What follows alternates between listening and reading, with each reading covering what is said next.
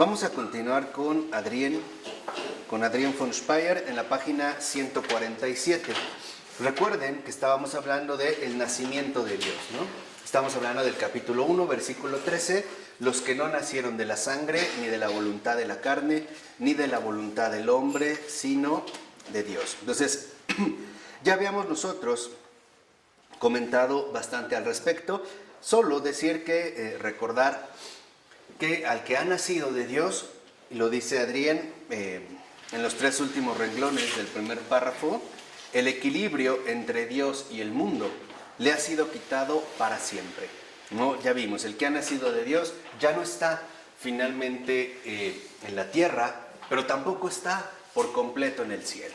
No puede encontrar una estabilidad definitiva. Por eso dice, al iniciar el otro párrafo, Adrián, dice, él, este hombre al que se le ha quitado para siempre el equilibrio entre Dios y el mundo, 147, él no ha perdido el recuerdo del estado anterior. Además, lo ve encarnado en los hombres que lo rodean. O sea, queda una clara conciencia del estado anterior. No se pierde esta conciencia de la que él mismo ha sido rescatado. Y además lo va a ver encarnado en los hombres que lo rodean. O sea, él ha sido, digamos, ¿no? Al haber nacido de Dios, ha sido llevado a otra condición. Pero esto no le anula su realidad pasada. Él sigue contemplando este pasado, pero ya con una distancia. Y además, este mismo estado, digamos, del que ha sido rescatado, él lo ve presente en los hombres que lo rodean. Dice Adrián, también la vida anterior podía ser bella. Su belleza no es olvidada.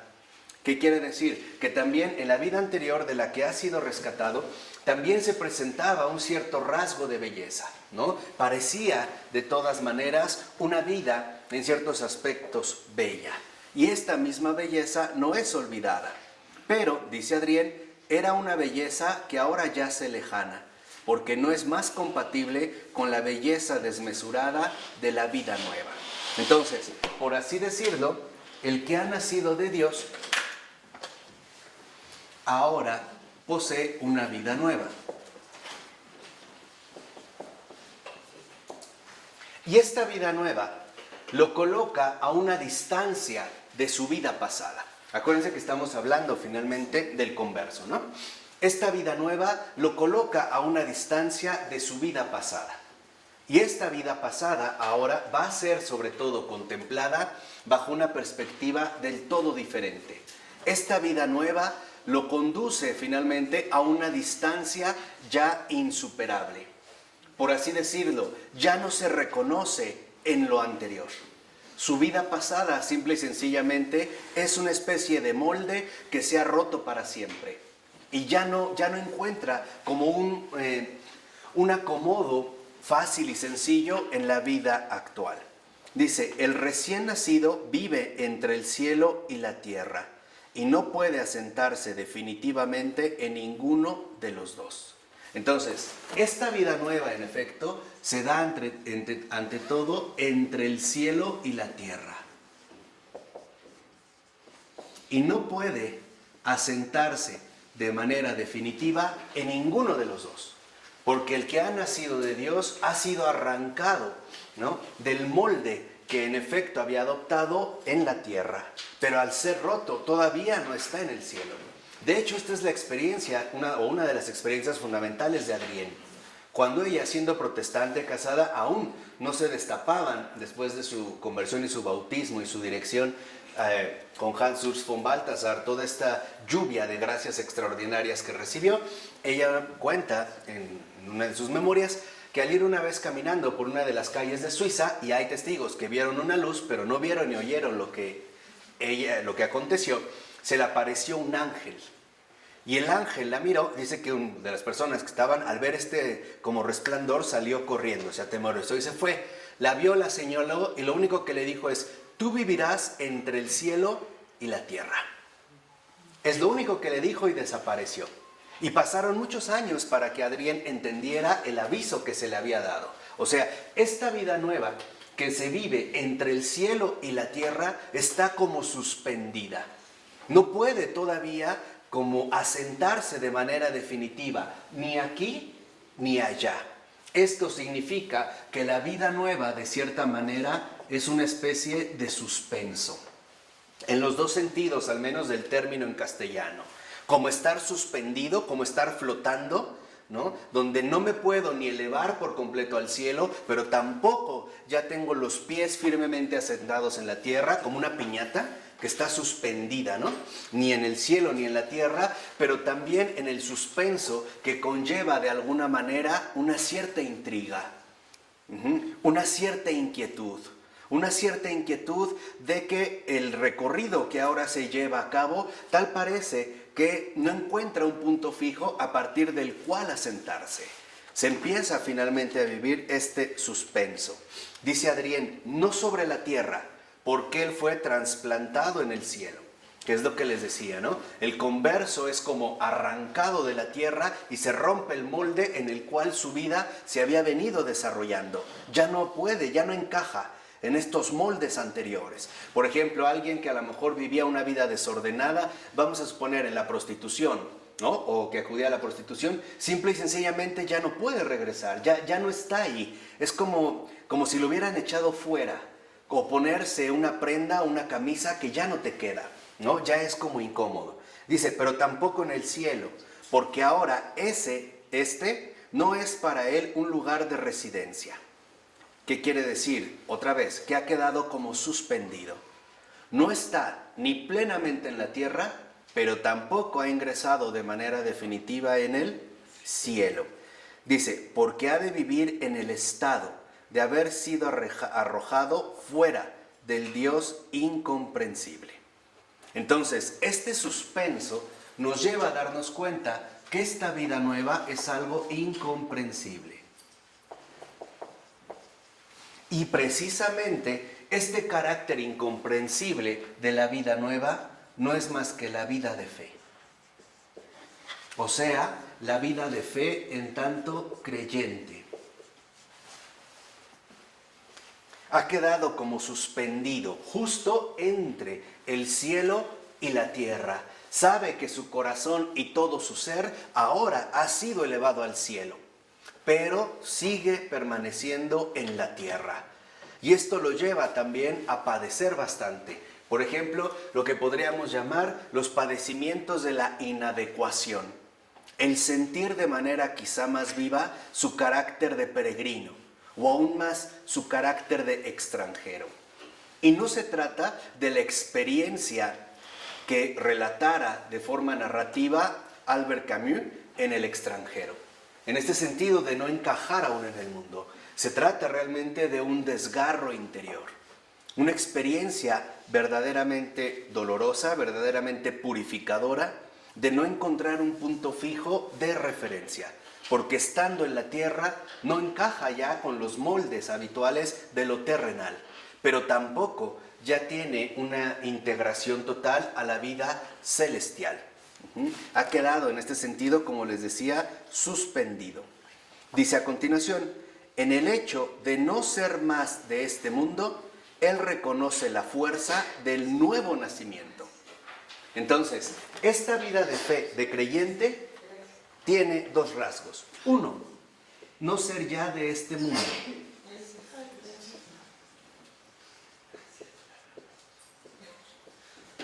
Lo que antes le parecía tan normal e incluso tan agradable, tan placentero, ahora le resulta algo completamente extraño, algo completamente fuera de lugar, algo que en pocas palabras o algo en lo cual él simple y sencillamente ya no encaja.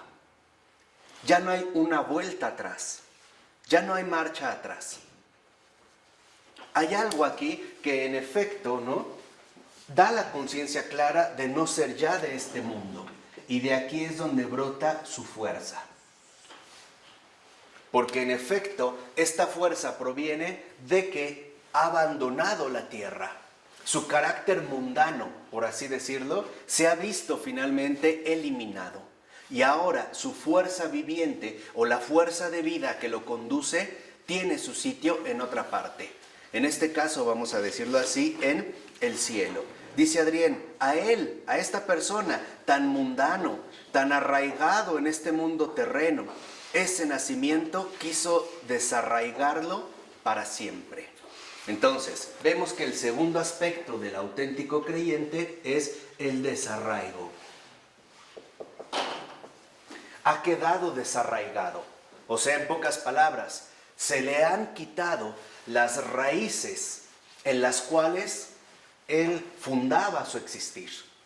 María Magdalena es un caso extraordinario de esto que estamos mencionando. María Magdalena, por ejemplo, en efecto, al haber sido transportada a una vida nueva, ella ya no se reconoce de este mundo, pero esto también la lleva a vivir un desarraigo que incluso le conduce a tomar distancia y a veces repugnancia e incluso vergüenza de la vida pasada. Duele, a partir de la vida nueva, duele contemplar lo que habíamos sido o lo que habíamos hecho. Y esto también es parte de una purificación fundamental, el reconocer que esta vida nueva no fue resultado de un propósito subjetivo, ¿no? De una especie de voluntad férrea que quiso mejorar. Simple y sencillamente se contempla de qué estercolero Dios nos ha sacado. Y aparte de manera tan gratuita. ¿Vamos? Dice al iniciar el otro párrafo: la conmoción del nacimiento de Dios no tiene nada que ver con el estremecimiento religioso por la naturaleza y su contemplación. Entonces, aquí estamos hablando que este nacimiento de Dios genera una total conmoción. O sea, involucra una verdadera transformación ontológica. Hay un nuevo ser que ha surgido y que Dios mismo en este sentido ha hecho surgir. Y esta conmoción no tiene nada que ver, por ejemplo, con la conmoción religiosa, o a veces le llaman hasta mística, que podemos tener ante la naturaleza. Por ejemplo, ante la contemplación de un paisaje sumamente hermoso, donde en efecto a veces los románticos solían como identificar una especie de éxtasis religioso o de engrandecimiento del espíritu. ¿Por qué? Dice Adrien, la vista de la belleza creada puede emocionar y conmover hasta las lágrimas. Por ejemplo, Van Gogh, ¿no? O en general los artistas que tienen como mucha sensibilidad para la realidad de lo creado. Dice, y a esa conmoción puede unirse una piadosa elevación del espíritu hacia Dios. Pero la conmoción natural nunca se transforma en la conmoción del nacimiento de Dios.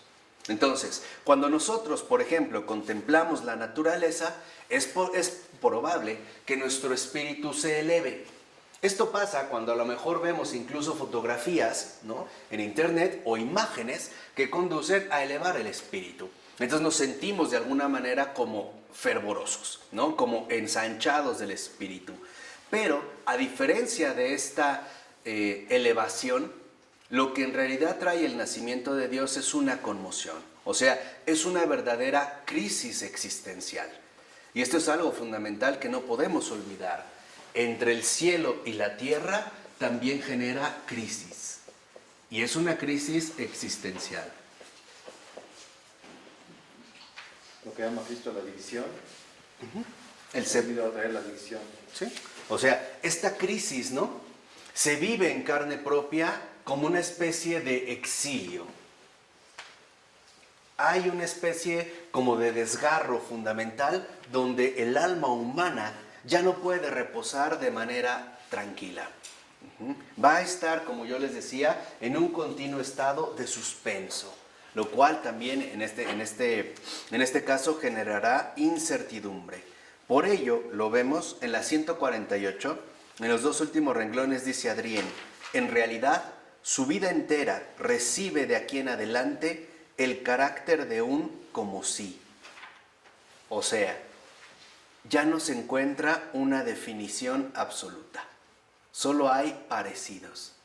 Cuando el creyente te quiere explicar algo de sus vivencias más profundas, lo único que puede darte son cercanías. Es como si tal, tal, tal. Como si tal, tal, tal. ¿Qué quiere decir? Que entonces en esta crisis existencial no hay una definición o no hay definiciones absolutas. Basta con echarle un ojo, por ejemplo, a las grandes místicas o místicos que tiene nuestra muy santa madre la Iglesia, y verán a veces cómo batallan para encontrar la expresión correcta. Lean, por ejemplo, a Santa Hildegarda de Bingen y dice, no tengo palabras, ¿no?, para poder decir esto, pero bueno, es como si, o sea, nos van a tratar de dar un cierto parecido. ¿Por qué? ¿Por qué se vive el como si? Porque no tenemos criterios a partir de los cuales definir lo que se está viviendo. Entonces, todo va a depender de una analogía, como si, ¿no? Entonces, por eso vienen todas las imágenes. Es como si un flujo continuo de agua cayera o bla, bla, bla. Es como si un volcán hiciera erupción, pero sabemos que en realidad no se trata de eso. Es solo como si, como si. O sea, no podemos ya nosotros alcanzar una definición absoluta. ¿Vamos? Dice al iniciar el otro párrafo. Mientras alguien no ha experimentado la explosión del nuevo nacimiento, le resulta fácil vivir como un miembro de la comunidad. Entonces, vean este aspecto fundamental. Pongan mucha atención a lo que viene porque es muy importante. Son 2 hojitas, pero quiero que capten bien la densidad que aquí Adrián nos transmite. Dice, mientras uno no ha vivido la conmoción del nacimiento de Dios, o sea, de la conversión, uno parece sentirse muy a gusto dentro de la comunidad. Como que en efecto no hay problemas, nos sentimos bastante familiarizados. Dice, pero luego se hace difícil. Puede ser que la nueva vida conduzca a una soledad absoluta en Dios, aun si perdura el amor a los hombres, incluso tal vez si se ha hecho más ferviente. Entonces, lo que vemos curiosamente es que en esta vida nueva también aparece un rasgo fundamental que es la soledad en Dios. ¿Y de dónde brota esta soledad en Dios? De la incomprensión de los demás.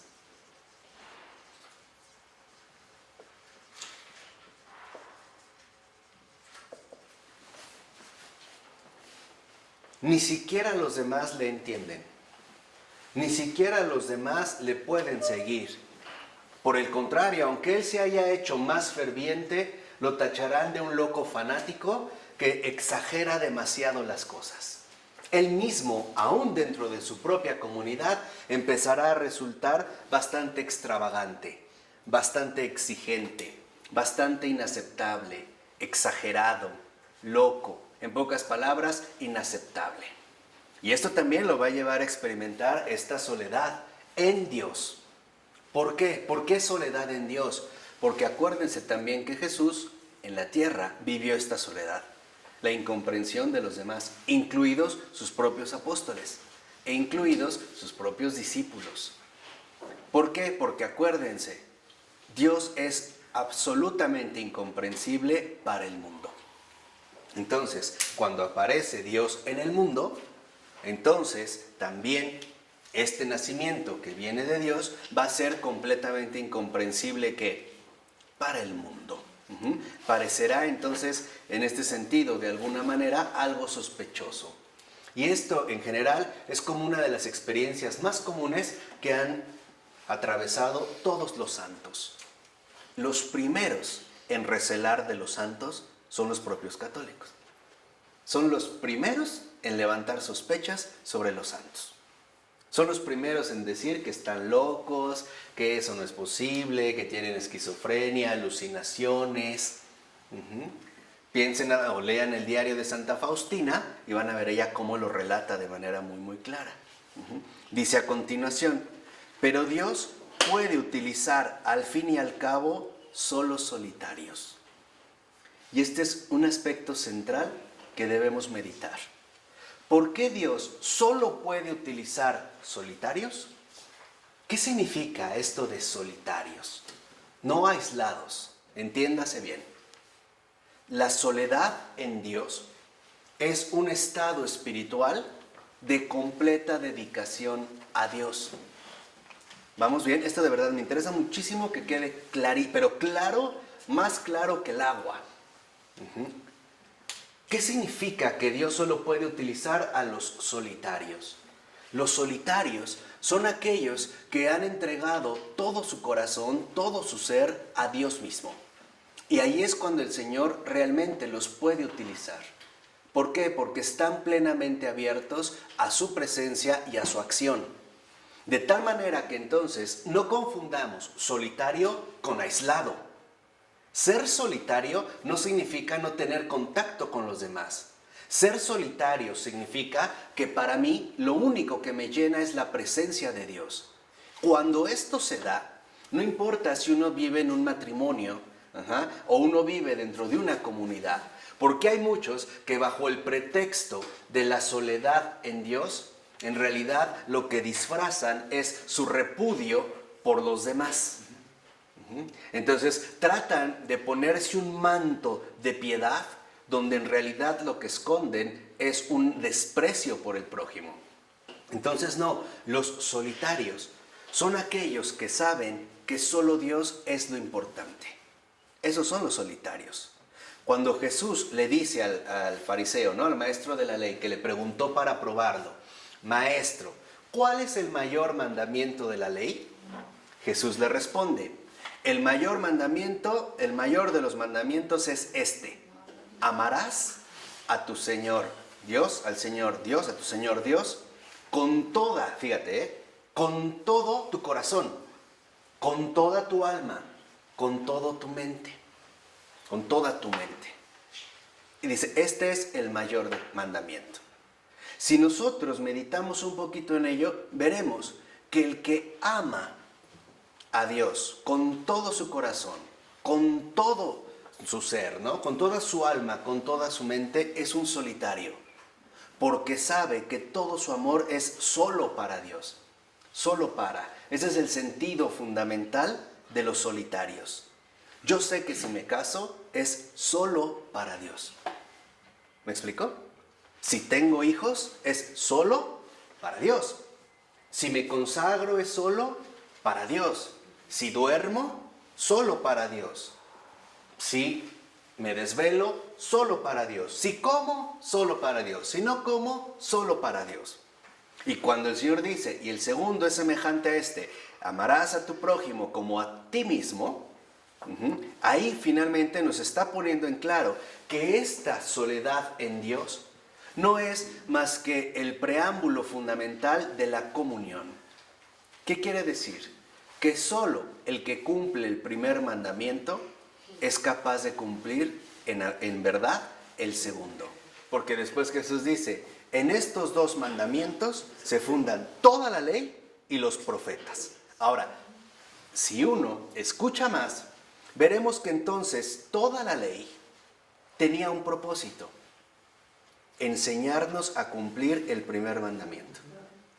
¿Y cuál es entonces? O sea, el amor a Dios. Toda la ley tiene como propósito enseñarnos el amor a Dios. ¿Y todos los profetas? Lo mismo. No, el amor al prójimo. Aquí es donde entra esta secuencia. Si uno realmente ama a Dios, como el Señor nos los enseñó en la ley, y por lo tanto uno también ama al prójimo, como lo enseñaron los profetas, uno ama a Jesús. Porque Él es Dios y es también ¿qué? Hombre, un prójimo. Entonces lo que Él muestra es que en realidad no han seguido ni la ley ni los profetas. Tiene mucha secuencia, ¿no? Sí, claro. Ley y profetas. Claro, ahí va. O sea, lo primero que el Señor nos enseña es el primer mandamiento: amarás a Dios. Esa es la soledad en Dios. Primero amarás ¿qué? A Dios. Pero para amar a Dios tienes que hacerlo en soledad. No hay otra. Eso es lo primero. Ya después te casas, ya después te juntas o armas o haces tu familia, lo que quieras, o te vas sacerdote. Pero lo primero es amar a Dios. Eso es lo primero. Esta es la soledad en Dios. O sea, soledad en Dios en este sentido es sinónimo de primero Él. Esa es la soledad en Dios. Por eso es que habla Adrián de los solitarios. Por ello es que en un principio esto nos va a conducir a la incomprensión de los demás. Porque a veces el amarlo primero a Él en este momento, ¿no?, del nacimiento en Dios, a veces lleva también a tomar distancia con respecto a los demás. Por ejemplo, si yo me iba a robar con otros compañeros y tengo esta conversión y ya no voy, significa que yo le estoy dando prioridad a Dios. ¿Estamos de acuerdo? Y esto me va a llevar también a tomar distancia con respecto a los hombres. Entonces, lo que vemos es que estos solitarios son los que han aprendido la ley. Que lo primero es amar a Dios con todo tu corazón, con todo tu ser, con toda tu alma, ¿no? Con toda tu mente, con todo. Eso es lo que han aprendido. Cuando esto lo han aprendido, ahora viene el segundo paso. ¿El amor a quién? Al prójimo. Es tanto como si Dios nos arrancara de los hombres para enseñarnos primero el primer mandamiento y cuando esto está bien aprendido, nos regresa a ellos. Pero ¿para qué nos vuelve a regresar a ellos? Para amarlos. Para transmitirles este amor que en efecto hemos recibido. Entonces, esto es fundamental de tenerlo presente, porque a veces confundimos la verdadera soledad en Dios, que no es más que la entrega de mi amor a Él, con el desprecio del prójimo. A veces pensamos que para estar más cerca de Dios me voy a alejar más de los hombres. Y esto no es así, esto es un engaño. Este es un engaño muy peligroso. Por eso dice a continuación Adrián, y el mandamiento del amor reúne todo lo que es útil a esa soledad. Entonces, la soledad en Dios no es más que la preparación en el amor de Dios. Es la única manera en la que uno realmente puede prepararse, recibir, asimilar el amor de Dios. Dice, los contactos con los hombres se han hecho más difíciles. El lenguaje no es el mismo. Ya no hablamos el mismo ¿qué? Lenguaje. A pesar de que puedes estar en una reunión, en una comida, y ellos a lo mejor hablan del último yate que se han comprado, del viaje que realizaron. Tú entiendes lo que hablan, en pocas palabras. Compartimos el mismo idioma, pero ya no hablamos el mismo lenguaje. Ya no nos entendemos. Lo significativo ha cambiado de lugar. Ahora el centro que le da significado a nuestras vidas ya no está en lo que los demás hablan. Compartimos un idioma, pero no hablamos el mismo ¿qué? Lenguaje. Y siendo sinceros, qué difícil es encontrar a alguien que hable el mismo lenguaje que nosotros. Yo estoy convencido que es un milagro, De verdad, es un milagro providencial. De verdad, es una enorme bendición. Qué difícil es encontrar a alguien que hable el mismo lenguaje que nosotros. Dice a continuación, también puede ser que un hombre tan conmovido por Dios no tenga más las fuerzas humanas que se necesitan para soportar un estrecimiento tal y su espíritu se haya oscurecido. También esto suele pasar, ¿no? Ante esta conmoción, a veces hay hombres cuyo espíritu se oscurece. ¿Por qué es tal el impacto que les genera que sienten de manera muy drástica la distancia que ahora conservan con respecto a los demás hombres? Dice, la vivencia de la desmesura de Dios es superior a sus fuerzas y Él se quiebra bajo el peso. O también puede ser que quien ha visto lo que Dios es, fíjense, exige a los hombres de un modo tan divino que se convierte en un miembro insoportable para la comunidad. Ahora, este nuevo nacido en Dios se vuelve tan exigente que incluso los demás ya no lo soportan. Tú siempre estás hablando de Dios, tú siempre de la rectitud y que de la honestidad y que de la iglesia y los sacramentos, ya estuvo, ¿no? Está bien hablar de Dios un rato, pero ya, ¿no? Vamos a hablar ahora de autos, de corbatas, de lociones, ya eso déjalo, ¿no? Entonces empieza a resultar insoportable. Dice ahora Adrián, él no está más disponible para un diálogo inofensivo y despreocupado. Ya no. Porque ahora el nacido en Dios sabe que el tiempo no se puede perder, que todo importa. O, como nos dijo Pavel Florensky, que nada se pierde y que hay mucho de por medio. Dice a continuación Adrián, quizá no es más capaz de prestar un trabajo constructivo dentro de marcos visibles. Él se ha retirado demasiado de los hombres y no es más comprendido por ellos. Fue demasiado sacudido por Dios para ser ahora útil para prestaciones humanas normales. Él es aislado por Dios. Entonces, también vemos que de esta incomprensión de los demás brota, 1, aislamiento.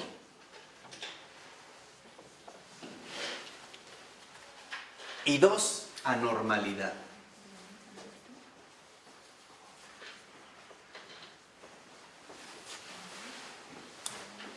¿Ya? Los hombres saben que Él no es normal y que no se puede contar con Él para los planes normales que los hombres suelen llevar a cabo. Simple y sencillamente, ahora Él es sacado del juego, ¿no? Dice Adrián, ese aislamiento no tiene nada en común con el autoaislamiento por el orgullo, por angustia de vida o por otros motivos patológicos, aun si estos aislamientos se vuelven a menudo con un manto religioso. Al nacido de Dios, Dios mismo lo ha encerrado en su propia soledad. Entonces, no es que ¿no?, por orgullo, busque ahora suponer que ya no está mezclado con la muchedumbre y el vulgo, ¿no? Simple y sencillamente sabe que Él ha sido sacado del juego y que es Dios mismo quien lo ha encerrado en una soledad muy particular. Porque Él también siente la necesidad de comulgar con los demás, pero ya no puede. Es como hablar un idioma completamente distinto. Ni los demás lo entienden a Él, ni Él ya entiende a los demás. Ya no. Por eso decía, ya no puede entrar en un diálogo meramente inofensivo y despreocupado. Un nacido de Dios siempre está inconforme. Hay cosas que ya no acepta. Dice, eso ya no. Y entonces viene, ¿no?, como el choque, como la lucha. Y a veces es que eres un exagerado, es que no te pases. Sí. O sea, ya literalmente uno ya no es inofensivo, ¿no? Uno ya puede detectar y a veces incluso hasta reaccionar con fuerza, ¿no? De tal manera que aquí se presenta, como dice Adrián, el misterio único entre Dios y el hombre. Ese es el misterio que Dios se reserva para él. ¿Por qué? Porque ¿quién es el único que le puede comprender? Dios mismo. Entonces, primero Él, y de esta soledad en Dios, también va a recibir su consuelo. Solo ahora con Dios podrá consolarse. Ahí se vive la soledad en Dios. La incomprensión de los hombres, las burlas, las ofensas, los desprecios. Sabe que ningún hombre lo va a poder realmente consolar, pero solo cuenta con Dios para obtener esta alegría, ¿no? Para disfrutar de este privilegio. Unión.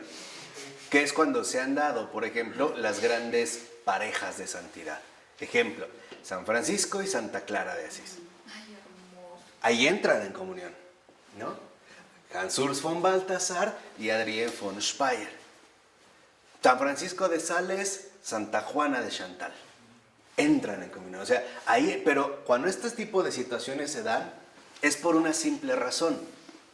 Porque la misión está llamada a tomar dimensiones enormes. Por eso, ¿Qué quiere decir? Que los planes providenciales involucran mayor colaboración. Hay otros que no. Hay otros que en efecto estarán así, digamos, toda su vida viviendo, ¿no?, en esta especie de soledad. Dice a continuación, esto precisamente constituye, dice como 3 renglones abajo, de lo que acabo de leer nomás, como 7, que se trata de un acontecimiento de fecundidad excesiva, cuya acción explosiva regala plétoras de fuerzas. Pero tales hombres, vistos desde adentro, son una fuente de vida, y contemplados desde afuera son un signo de Dios. Entonces, lo que vemos es que a pesar de este aislamiento y esta normalidad, aparecen estos hombres como signo de Dios, una señal. Ahí hay una señal de Dios, ahí hay algo en particular. Ahí hay algo que los hombres intuyen, olfatean, perciben, pero tampoco les agrada, ¿no? Es una especie de relación ambivalente. Por un lado, profunda atracción, pero también profunda repulsión. Por un lado, atracción hacia este señal de lo divino que emiten, pero por otro lado, repulsión por su exageración o por las exigencias que esto trae consigo. Por eso dice a continuación Adrián, y esto es muy importante, son el signo de que a Dios no se le puede mantener el paso. Y esto es importantísimo, lo vuelvo a repetir. Son el signo de que a Dios no se le puede mantener el paso. En este sentido, podríamos decir, este signo de Dios aparece también como algo verdaderamente revolucionario. Se percibe con claridad que dentro de este signo de Dios no se le puede seguir el paso. O sea, no podemos nosotros como ir a nuestra propia velocidad, a nuestro propio ritmo, sino que en realidad algo ahí se sale de control. Una sed, ¿no? Sí, claro. De más. O sea, uno no puede, digamos, en ese sentido, detenerse. Y vean lo que dice Adrián. Un tal signo rompe la corriente de la tradición eclesial. Y esto es verdad. Entonces, este signo de Dios revolucionario también involucra ruptura. Hay una especie de ruptura con la tradición eclesial que hasta este momento se venía sosteniendo. Y sobre todo, ¿por qué? Porque esta tradición eclesial se había comenzado como a fosilizar, se había comenzado a endurecer, tratando de ajustar, ¿no?, la corriente de la gracia a la propia medida humana. Por eso es que yo les dije en una clase que los nuevos santos nos van a resultar muy sorprendentes e incomprensibles, pero ya están aquí. Le dije, lo mejor es que están entre nosotros y son de los nuestros. Acuérdense que ya se los había dicho en algún momento. Entonces, hay una ruptura. Dice a continuación, Adrián, quien ha nacido de Dios es lanzado fuera, como fuera de todo carril, también fuera de la tradición. Y esto es algo extraordinario, porque yo les comenté hace un momento. No está diciendo Adrián que anula la tradición. Lo que está diciendo es rompe con esta tradición para abrir caminos nuevos. Esta es la gran diferencia. No es que se opone a la tradición, simplemente que rompe este camino para abrir un nuevo cauce. Es como a veces ocurre con un gran río, imaginen la tradición como un río, y de repente abre un camino por acá, ¿no? O viene una lluvia inmensa, se desborda y busca caminos. Entonces, esta incomprensión que habíamos visto con respecto a los demás, viene ante todo de que esto revolucionario y esta ruptura, en realidad lo que esconde es una gran novedad. Su impulso es la tradición. Sí. Claro. O sea, viene de ahí, pero viene para no quedarse ahí, para hacer que esta tradición crezca más, se enriquezca, florezca. Acabamos de ver antes. Y esto también involucra rupturas. No, pero hay docilidad y obediencia total. No, sí, claro. Pero esta docilidad y obediencia también, digamos, pesan. Porque van a ser precisamente, ¿no?, las fuentes reales de la gran incomprensión de los hombres. Pongamos un ejemplo sencillo. Qué difícil le fue para la iglesia entender a un San Francisco de Asís, o a un John Henry Newman, o a un Papa Francisco, o a otros. O sea, como que nos sentimos como que atemorizados porque pensamos que la tradición está en riesgo, cuando en realidad lo que no entendemos es que la tradición se está renovando. Y aquí vemos que sigue justamente un nuevo cauce. Dice, y pertenece a la tradición eclesial el hecho de que de tanto en tanto alguien es lanzado de este modo fuera de ella. No es que se siguen los mismos patrones. ¿Por qué? Porque como nos dijo Adrián, a Dios no se le puede seguir el paso. Dios siempre está realizando cosas absolutamente nuevas. Dice, el reino de Dios no crece como una planta desde la tierra. Él no es solo orgánico, sino también apocalíptico. Cada catástrofe en la que Dios aparece es un centro de fecundidad. Cada explosión que proviene de Dios hace aumentar la fuerza de la iglesia. Entonces, lo que vemos es que en este núcleo de novedad hay fecundidad y también fuerza de la iglesia.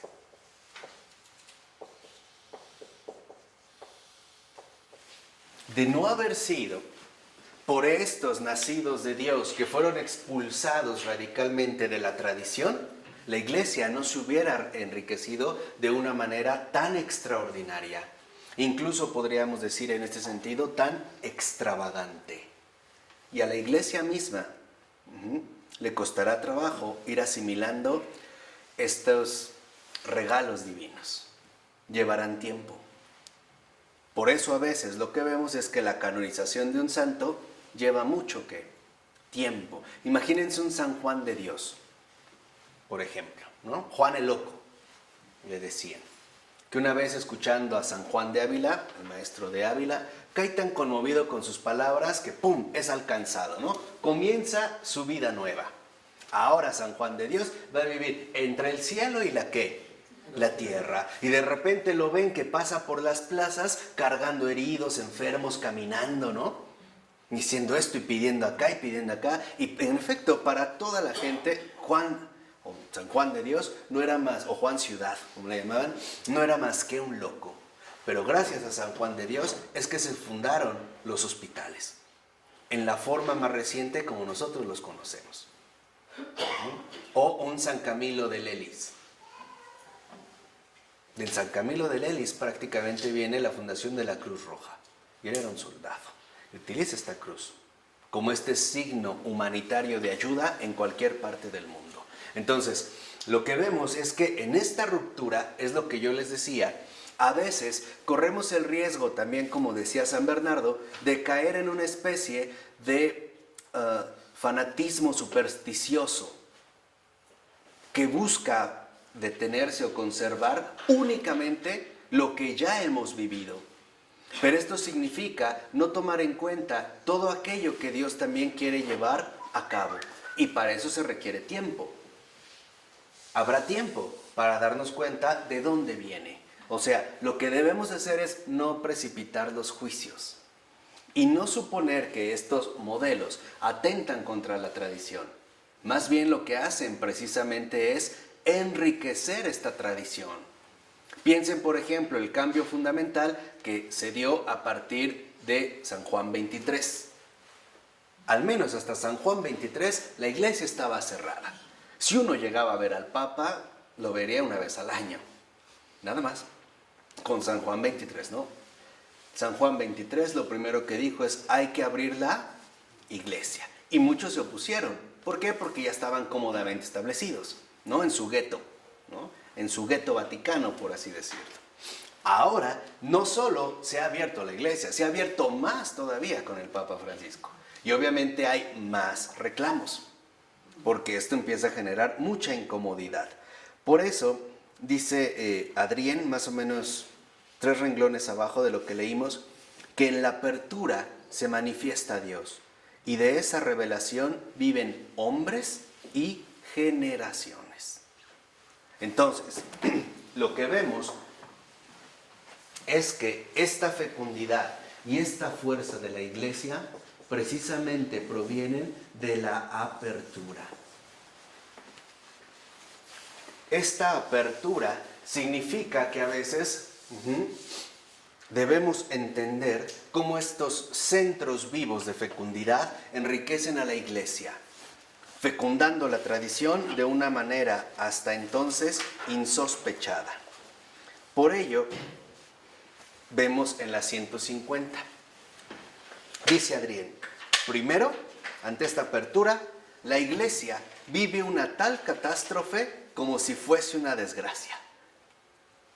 Al principio ve esto como una verdadera desgracia, ¿no? Una catástrofe. Dice, hasta que, escuchen, por las bendiciones que vienen de ella, aprende que aquí Dios se ha manifestado. Entonces vean qué importante. Al principio lo vamos a ver como un escándalo, una verdadera catástrofe, ¿no? Qué vergüenza ver a Santo Domingo vestido de esta manera y descalzo. ¡Qué vergüenza! ¿Cómo es posible que hayamos caído tan bajo? Eso dicen hoy los musulmanes. Igual, ¿no? O sea, dicen, ¿no? ¿Cómo será que Dios, cómo va a ser este Dios que se humilla en una cruz? Así dice. Claro. ¿Cómo será Dios tan grande, tan majestuoso, no? Ujú. Que se muera en una cruz, que lo peguen, que lo crucifiquen, que lo maltraten. Qué humillante, ¿no? Qué No lo vergüenza. aceptan. Lo mismo, qué vergüenza que un San Bernardo haya hecho la reforma del Císter y haya optado por el hábito blanco, grueso, tosco, ¿no? Exagerado en el rigor de la regla, cambiado la tela fina de los de Cluny que utilizaban el hábito negro, ¿no? ¡Qué escándalo! Pero algo es real. La iglesia tiene que aprender las manifestaciones de Dios. ¿Y cómo lo aprenderá? A través de las bendiciones que de allí se desprenden. Y esto es fundamental. La iglesia también tiene que llevar a cabo un verdadero aprendizaje. Ustedes analicen después del Vaticano I y Vaticano II si ha habido o no bendiciones. Ustedes vean. No se trata en este caso de forzar las cosas. Simplemente tendremos que ser pacientes. Dice a continuación, hasta que ella, la iglesia, lentamente comprende que la ruptura de la tradición y de todos los marcos ordenados es un presupuesto para que sus formas contengan vida viva. Lo vuelvo a repetir. Hasta que ella, la iglesia, lentamente comprende que la ruptura de la tradición y de todos los marcos ordenados, hasta ese momento, lo ya establecido, es un presupuesto para que sus formas contengan vida viva y no vida detenida, vida finalmente frenada. No es que finalmente la tradición carezca de vida, simple y sencillamente que se puede volver una vida que no da más fecundidad o no la fecundidad a la que precisamente ha sido llamada. Así que esta ruptura de la tradición se mide en base a las bendiciones que precisamente de allí se han recibido. Y bendiciones que se han recibido no solo para unos cuantos, sino en general para el mundo entero.